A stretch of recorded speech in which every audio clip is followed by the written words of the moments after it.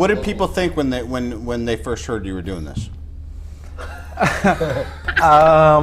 From what I understand, it's kind of a natural fit. It was good going from kind of the smaller independent movies to having American pockets, which are traditionally deeper than English ones. And talent, correct, Rachel?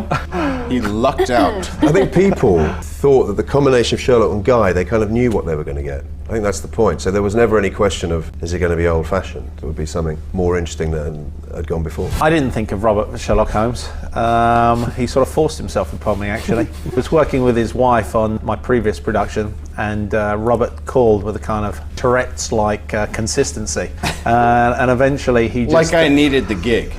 Eventually he just ground me down. Yeah. There's very few actors or actresses who I think don't get excited at the idea of being in a Guy Ritchie movie. The difference this time being, of course, that it was just a big scope. It would be hard for everyone to not have to do a different version of their standard signature on stuff too, which I think means that we're all going to stretch together, you know?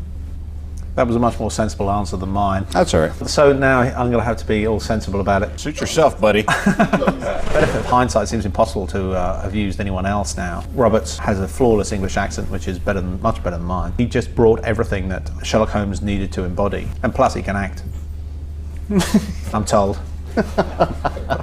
Mark put it really well. It was Guy at the helm and Robert was playing Sherlock. I got a sense that it wasn't going to be a sort of rehash of the Basil Rathbone-esque look at it. I was really thrilled that it was as unpatronising as it is. I think an awful lot of films nowadays assume that the audience is stupid and needs to be spoon-fed, and to me, it maintained that energy of keeping you involved. And you have the grand gift of silence. Makes you quite invaluable as a companion.